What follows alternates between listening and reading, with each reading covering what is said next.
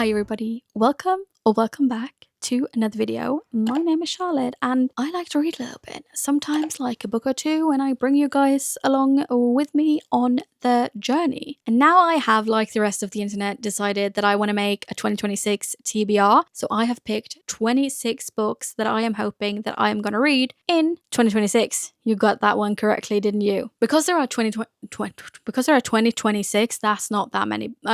That's many books. Words hard. Because there are 26 books, I am gonna go like kind of rapid fire through them. I don't want to go too deep, just because if not, I'm gonna be sitting here talking for like 2 hours, and then I have to edit it, and I have to listen to myself talk for 2 hours, and I don't want to do that. So we're gonna try. We're gonna try again. You know. I have some books that I already own that I have put on my TBR, but last year I only put books that I already owned or that were already out on my yearly TBR. That was a bad idea. It kept on being new releases that I rather wanted to read. I got distracted, and sometimes when there's a book that is released, if it's an interconnected series, they release like one book in March and then the next one comes in October, and it's a whole thing, and you just keep on getting distracted. So this time I have, let's see how many. I have 12 books that are, as of right now, has been announced, and I do have the release date on almost all of them. We'll get to that. And the rest are books that I already own that I'm hoping that I'm gonna, actually spend time on reading. But if I do not read all of them, that's completely fine. If I change some of them, that is also completely fine. Just know that I'm happy, and that's all that matters at the end of the day. I'm also old school, so I have a list. So if I keep on looking down, it's because I'm looking at the list. I can't remember it in my head because I'm old, like I said. Yes, several times. Yes. Oui.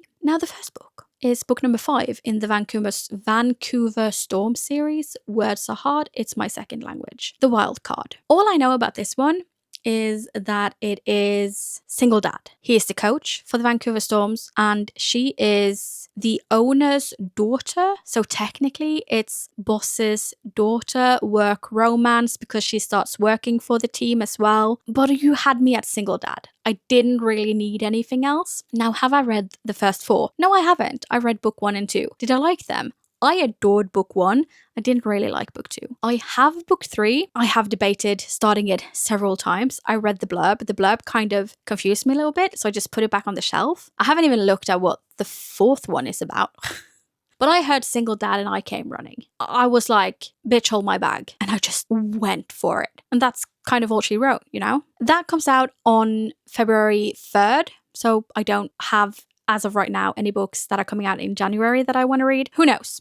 Who knows? Maybe I have one in Norwegian. We'll talk about that a little bit later. Then on February 24th, because yes, I am trying to go in order of when they come out. But if I'm wrong, like if I put the month wrong or whatever, don't sue me. I'm only human and I'm tired like all the time. But on February 24th, we have And Now Back to You. This is book number 2 in an interconnected standalone series. Wildcard, by the way, is also an interconnected standalone, so I don't have to read book 3 and book 4. Just putting it out there. But yeah. And Now Back to You.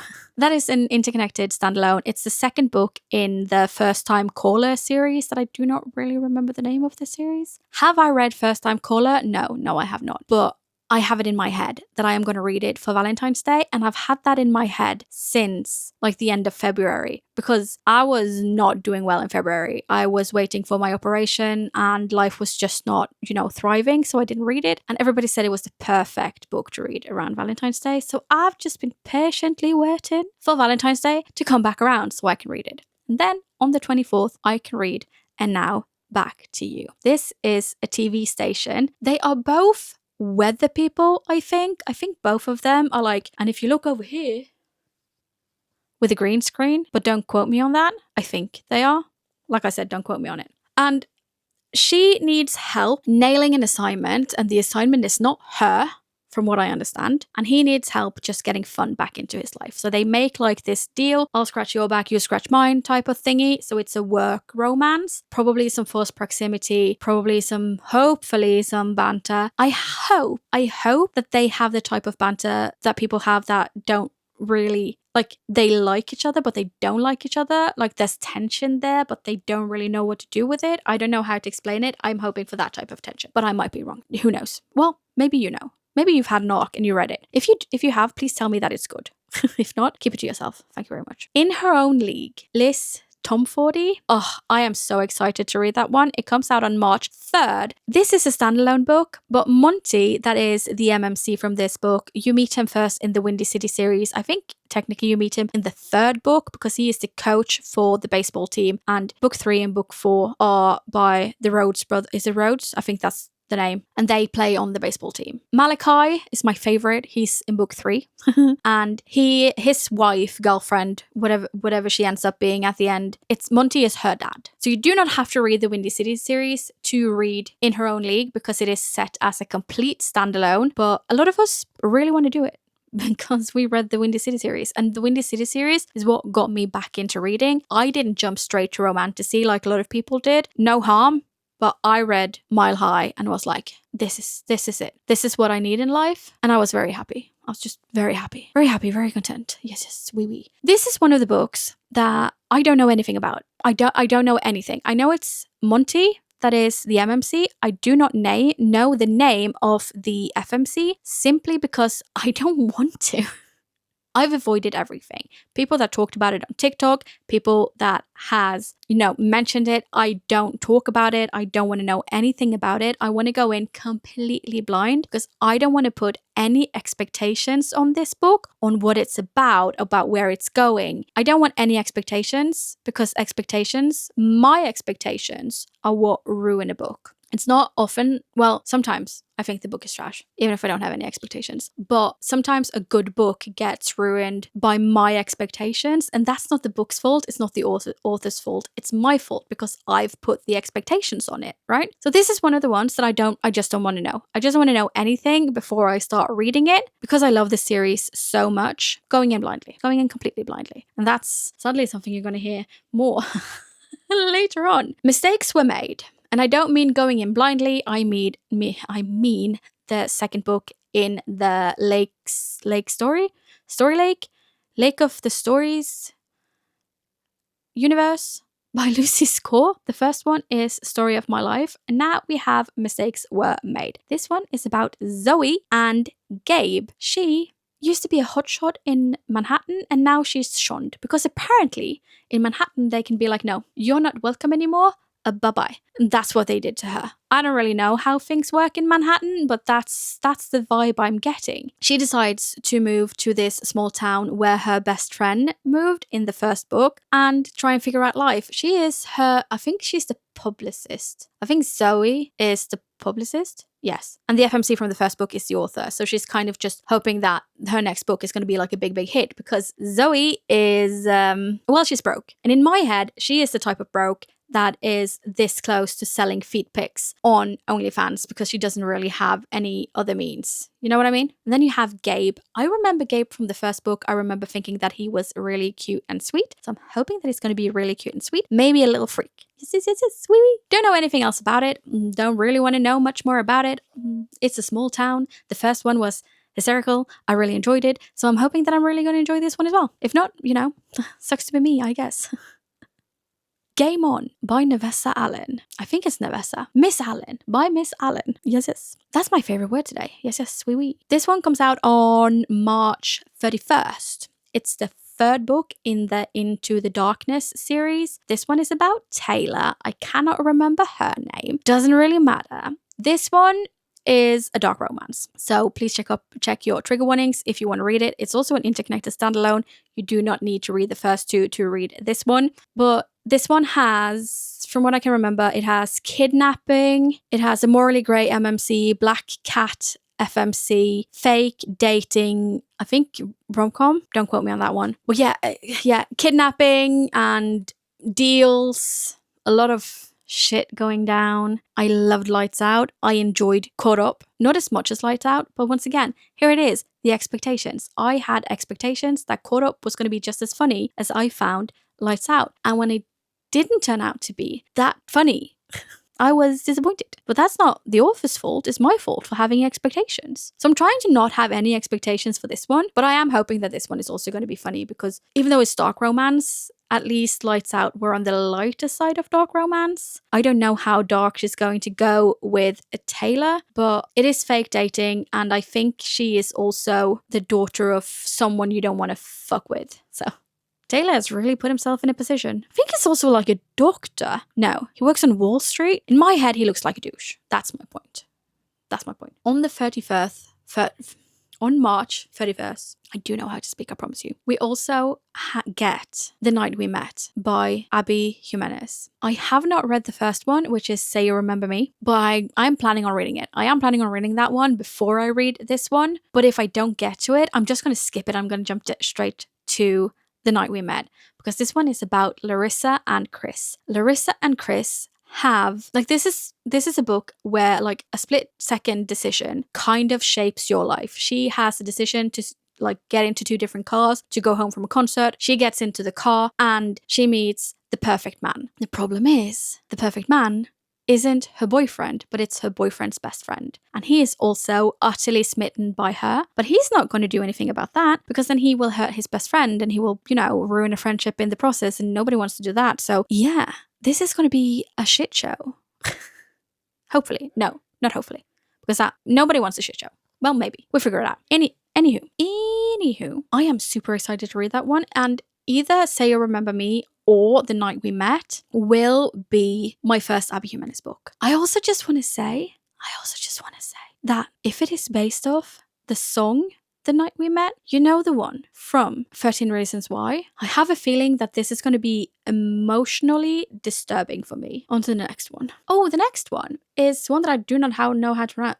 Rights. I think something like that. Off the Starling. It's the second book in the Shield of Sparrow series. Now hear me out. I haven't read Shield of Sparrow. I don't know much about it. I know that it is a romantasy. I know that it has... Wait, is this? This is Enemies to Lovers? This is not the one with the found family. Is it? Arranged marriage, enemies to lovers, a secret identity twist, forced proximity, a slow burn romance, brooding, morally grey hero, and found family, all set in a world with monsters, magic, and political intrigue. So that's what she wrote about that one. Now, I haven't really read much about the plot, because a good friend of mine read it and was like, bestie, go blindly in. Just jump blindly, enjoy it. Do not put any expectations on it, because I was debating if I was even going to read it, because people were like, oh, if you love Fourth Wing, you'll love this one. If you love A Court of Thorn and Roses, you will love this one. And I was like, I don't want to put those expectations on a book, because those are two books on their own with their own fandom. And I don't really like it when we compare them, because that means that one naturally has to be better than the other one when they both can be great on their own. I don't know if that makes sense. It made sense in my head. It did make sense in my head. But that one comes out on April 7th, if my notes are correct. Then May.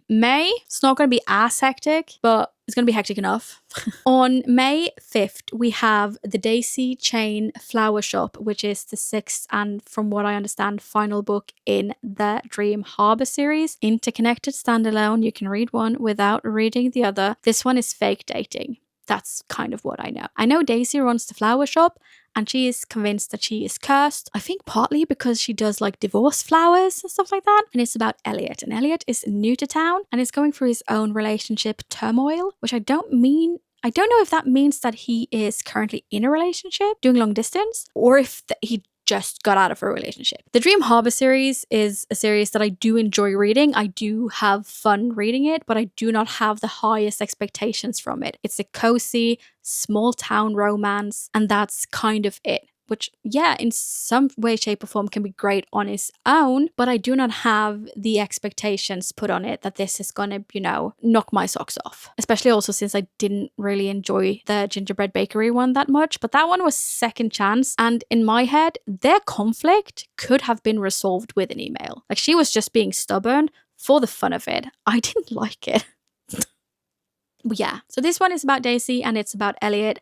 I don't really know how much you're going to see from the core people, because Daisy hasn't really been in it that much, but we'll figure it out. Maybe some of them will show up. I'm guessing maybe Iris will show up, because she's also not part of the core people. And we're going to take it, day by day. This one is fake dating. I know that much. So we'll have fun with it. Like I said, interconnected standalone, you can read one without reading the other one. They are categorized as small town cozy mystery romances. And yes, you heard correct. It's cozy mystery. The mystery didn't like in none of the books, the mystery didn't really have to be there. There was no point in having the mystery. In the Gingerbread Bakery, the mystery was literally so stupid.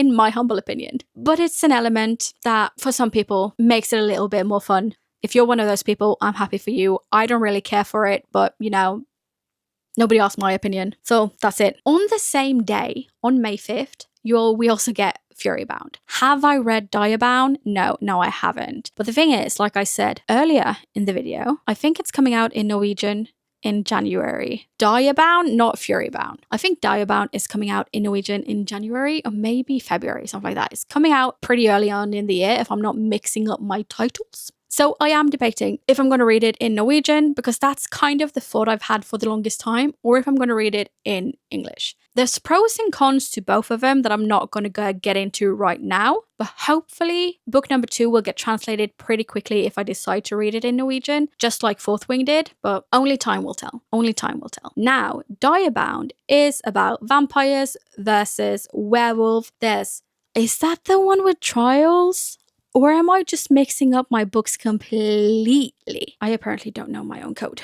This one it's popular fantasy filled with common romantasy tropes. Okay, so enemies to lovers, fated mates, forced proximity, and a military academy setting with deadly trials centered around human bonding with dire wolves and fighting vampires, featuring morally grey characters, slow burn romance, and a who did this to you mystery. What's up with the mysteries? But yeah, okay, so that's that one. This one is more Fourth Wingy with the bonding and the trials and the errors and all of that. But I am still excited about it. I had heard great things about it. Once again, putting book number 2 on my TBR because I really want to read the first one, and this just kind of gives me a little kick in the arse, right? May 19th, we have Fever Dream. Fever Dream is joining us, and this is the new series from Elsie Silver. Cannot remember the name of the series. It isn't really that important. This one, can't remember the name of the MMC or the FMC, but the MMC, he is like the Bachelor.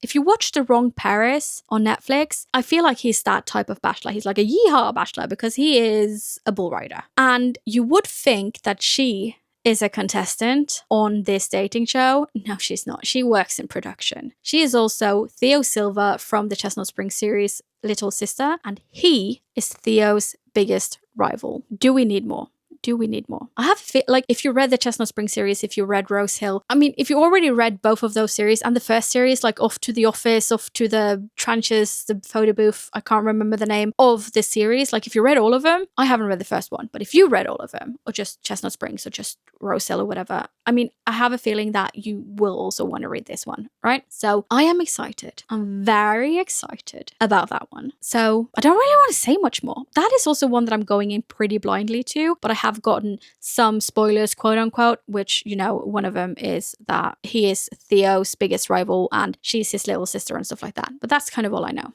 All I care about. Then I don't have anything for June, but July, from what I understand, July 2nd, we are getting this last book in the Heartstopper series, the graphic novel number 6. So I will be putting my phone on Do Not Disturb, locking the doors, and just vibing while I am reading this graphic novel. I love it. The best way to explain Heartstopper is a heartfelt story about teenagers finding themselves, finding love, learning to trust yourself, learning to trust other people. It touches on mental illness, it touches on sexuality, it touches on stereotypes, because one of them is a jock, like why is he with a dude, stuff like that, and can you just be bisexual or do you have to be one or the other? It's such a good story, and it's written in such an amazing way. Alice Osman is fantastic at telling these stories. If you do not want to read the graphic novels, at least watch the show. At least watch the show. It's a fantastic show. Then on July 28th, we're going to get Daybreak. And Daybreak is my most anticipated read in all of 2026. I am clocking it.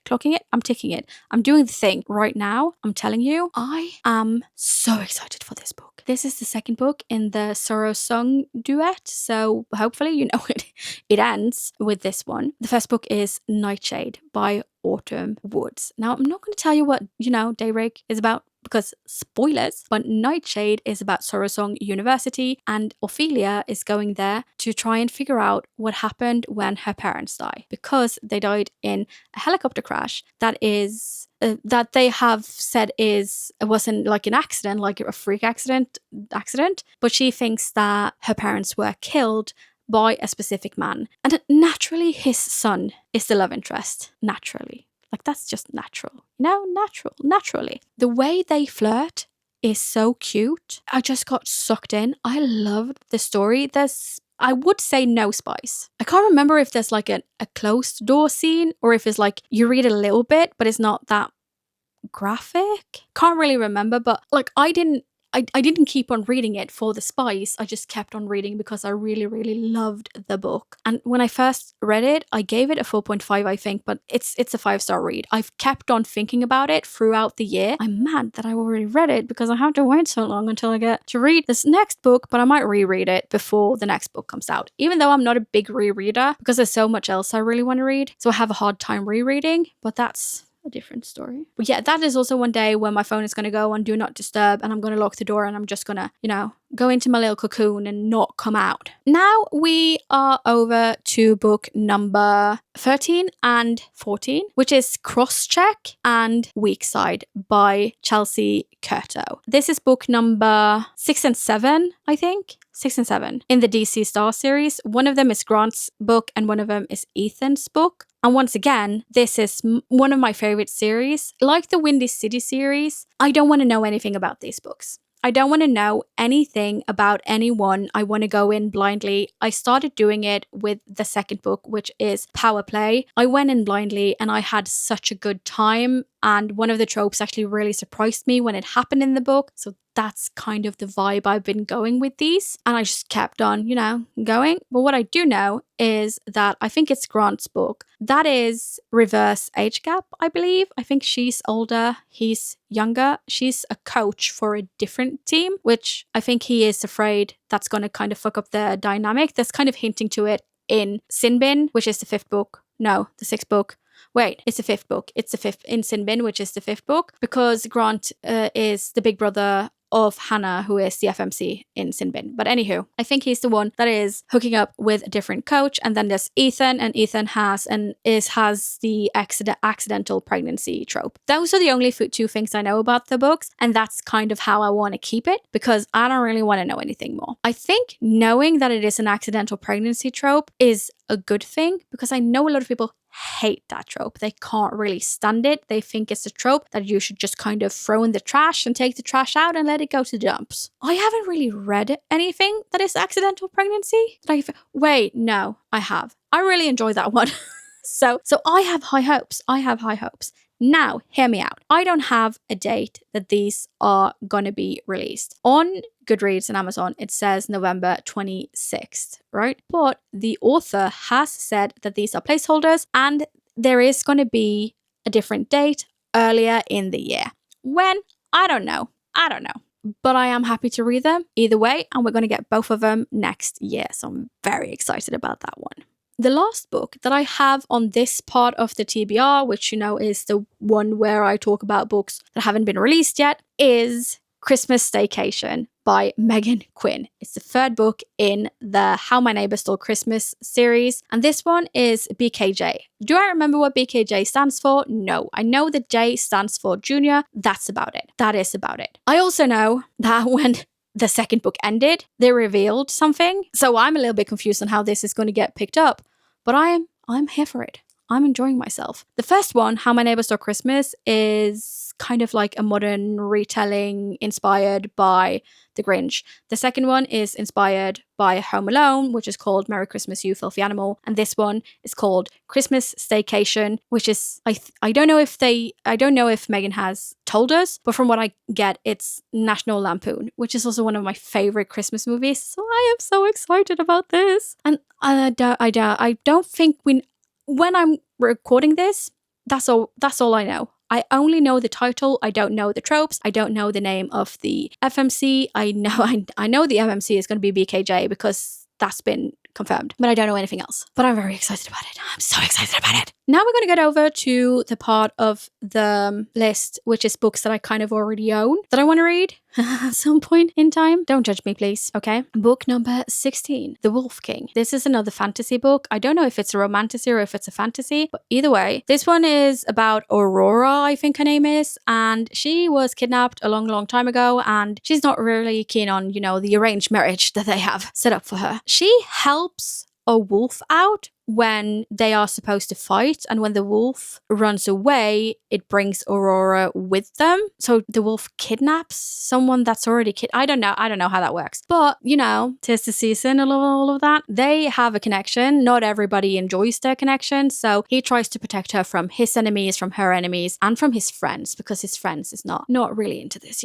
They're like, ew, why do you want Bella? Ew. So very I know that I'm joking, but I am actually very excited to read this, because a lot of people have said that this is one of the best books they have read in 2025. So I want to join in on the hype. Then we have Hollow, which is the first book in a series I can't remember the name of, but it's written by the Twisted Sisters, the people that gave us Zodiac Academy. And even though I have DNF'd Zodiac Academy on like book 7 or 8, something like that, I couldn't do it anymore. There was too much. I was like, these are too long. There's too much happening that I don't need to know. I don't need to know this. I don't need to be part of this. Just come on, it doesn't have to be 1,200 pages for 2-3 books. And all I read about is them yearning for each other and jumping each other's bones and,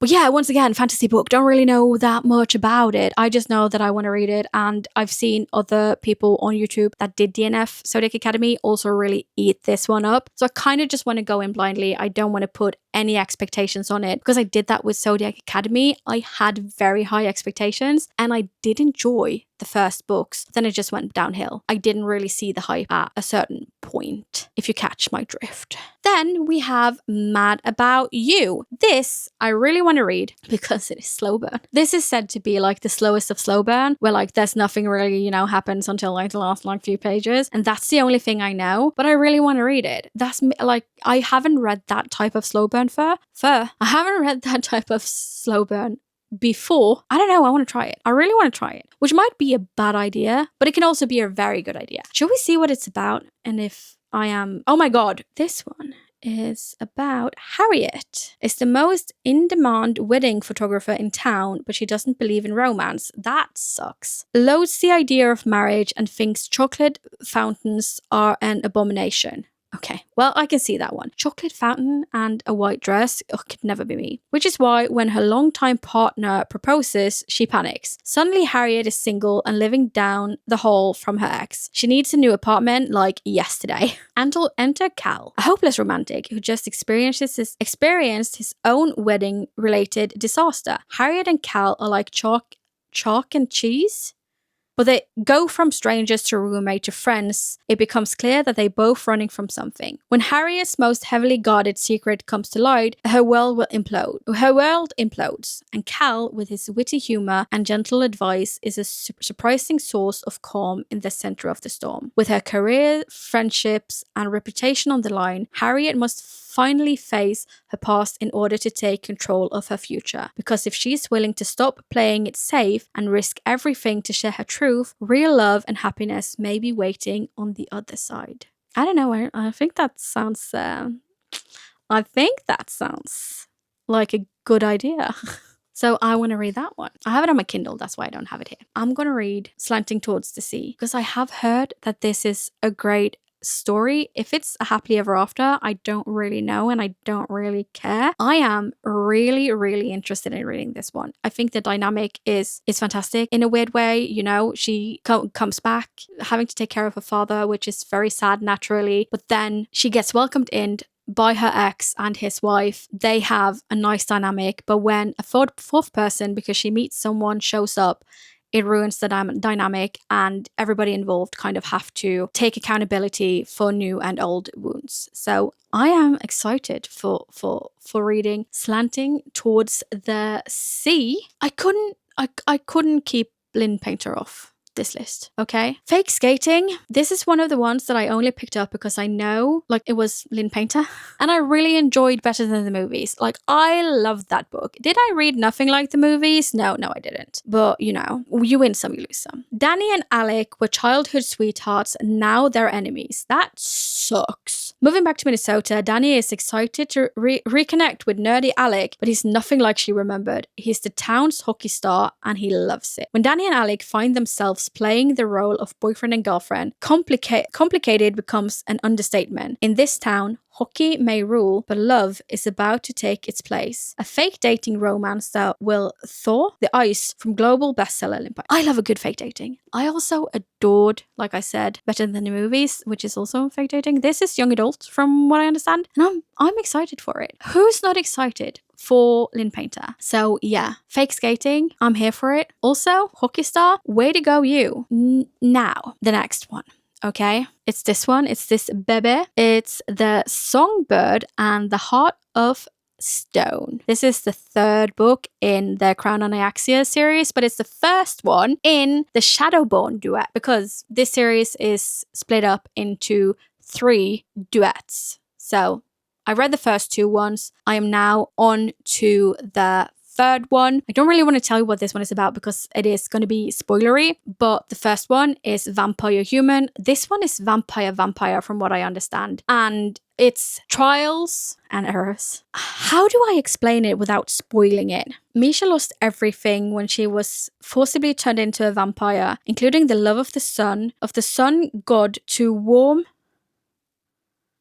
Okay, yeah, no, I can't tell you what's that's spoiler. But just know that this one is about Misha, and I don't really know who the other one is. I don't really care. This is fantasy. It's kind of romantasy, but not really, because even though there was a little bit of spice in the first 2 ones, it wasn't much. I think there's one scene in the first book and one scene in the second book, or maybe one of them has 2 scenes, and that's about it. But it is about vampires and humans and how they connect. In the first one, there is trials that they have to get through. I loved the first book. I was a little bit iffy on the second book. I did enjoy it, but you know. But I am super excited to read the third one, just because Misha was my favorite character from the first book, and I am excited to see how things are going with her. And the fact that she is also going to meet someone in this one makes me very, very happy. And hopefully she's happy too. Now, you didn't think I was done with the sports romances, did you? No, I'm not done with the sports romances. This one, what is this series called? Is this the Off the Ice series? I think it's the Off the Ice series. I can't really remember. The first one is Collide. The second one is Spiral. And this one is Revolve. I have to say, the first one, I couldn't stand the FMC. I thought she was kind of bitchy. He was attentive and nice. Didn't really like her. The second one, can't tell you much about it. It didn't really leave an imprint on my brain. Which is sad to say. Now we have the third one, so let's figure out what that one is about. He's a wild card. She's a seasoned pro. In what? Together they might just be the perfect match. Sierra was an Olympic figure skater before life-altering accident left her with panic attacks every time she enters the rink. Now back for her final year at Dalton University, she's ready to reclaim the spotlight. Kicked off his hockey team for reckless behavior, Dylan has little to no chance of making it to the National Hockey League draft. But Dylan's whole world revolves around the ice, so if hockey is forbidden, at least there's figure skating. When Sierra finds herself in desperate need of a new partner, the only person who can match her skill is the cocky hockey player who refuses to cut her any slack. On the ice, the chemistry is electric, but can they stand the heat of the rink? Which is weird to say because the rink is cold. But yeah, so he's a douche. She's nice. She has panic attacks. I'm guessing he's going to help her, even though, she should go to therapy. But I'm excited to read it, and hopefully it leaves more of an imprint than the second one, because I can't really remember anything about it. I think that's the one where, I think maybe she takes care of her brother. I can't remember. I literally can't remember. I wish I could, but I can't. And then we're going to go over to a book of Azrael. From what I understand, this is dark romantasy, which is going to be interesting for me because I've never read anything of that sort. But hey ho, let's go. Where there are gods, there are also monsters. A statement has never been more true. For 1,000 years, the Etherworld has known peace until now. Many centuries ago, desperate to save her dying sister, Deanna made a deal with Caden, a monster far worse than any nightmare. Locked in servitude to him, she is forced to hunt down an ancient relic held by her most dangerous enemy, an army led by Samkael, the World Ender. So that's interesting. That I don't know how many books there is in this one, but I've heard people say great things, and I also want to be part of great things, because I mean, who wouldn't? Another one that I've heard great things about that I haven't dared to read because it scares the living crap out of me is this one. It's Alchemized. Don't know much. I know that people cry. I know that people really get into the book. And that's kind of it. This was a fan fiction. You might have seen Manacled around. You can't get it anymore, which is natural because, it's a fan fiction. But she has rewritten it and put it into, rewritten the world, rewritten the story, rewritten the love thing, because the fan fiction was of Draco and Hermione from Harry Potter. She has now made it her own. So I am excited to see, the magical world, because that's one of the things that I enjoyed when I read Harry Potter as a child. But I've heard that this one is heavy. Helena, who is the FMC, she's held captive because they think she has information, but she doesn't remember it. So even if she had information, brain went boof, so she can't really give it to them. And I also wonder if she has trouble speaking or can't speak. I think she can't speak. Once a promising alchemist, Helena is now prisoner of war and of her own mind. Her resident friendships and allies have been brutally murdered, her abilities suppressed, and the world she knows destroyed. In the aftermath of a long war, Palladia's new ruling class of corrupt guild families and depraved necromancers who, while undead creatures help bring about the victory, hold Helena captive. So this one is supposed to be a heavy one. It's also a thick one. But I really want to read it. I really want to see what the hype is about. I really want to see if I can enjoy it. I don't know if it's a romantasy. I don't really care. I just wanna read it and be part of the hype and have fun. Happens. It happens. Now, I did put the goal on here because I do want to finish the off-campus series, and I don't know if I'm gonna read the Legacy. I've heard terrible things. I don't really know if I'm going to read it. This one is about Sabrina, and Sabrina is one of the characters that I've been very interested to read about when you read about her in the different books, because they make her out to be one type of person, and I have a feeling that she's going to be completely different. And Tucker, can't really remember much about him. But this is an interconnected series. It's the off-campus series. You probably heard about it. You probably already read it. This is the 4th book in the series, and I'm excited to read it. I am very excited to read it. She's good at achieving her goals, but the game just got a whole lot more complicated. So yeah. Oh, I think this one, he is completely smitten and just utterly in love with her, and she's like, yeah, no, I'm a baddie, I'm a bad bitch, I don't need your help. But apparently she does at some point, so that's fun. I'm excited to read it. I'm very excited to read it because I have heard great things, and Dean was my favorite. That's the problem though, because I already read his book and I haven't heard people talk that much about Tucker, so it makes me afraid that I'm not gonna like it. But I had the same with Chestnut Springs. I felt like everybody was kind of shitting on Bo's book, and I ended up really enjoying Bo's book. So who knows? Now, the last book on this list. Are you ready for it? The Summer I Turned Pretty. I know I'm late to the game. I know there's 3 books out. I know there's a show. I know all of this, okay? I know all of this. I've watched the first season of the show, and then I decided that I was going to stop, and I was going to read it. I really wanted to read it. So I kept on seeing edits on TikTok of people reading monologues and stuff from this one, because it was stuff they felt like should have been in the series, like as a voiceover, but it wasn't. So I was like, okay, I am just gonna read it. Do I like these covers? No, I don't. I like the other ones better, but that's neither here nor there, okay? What does it say on the back? You can't really read it.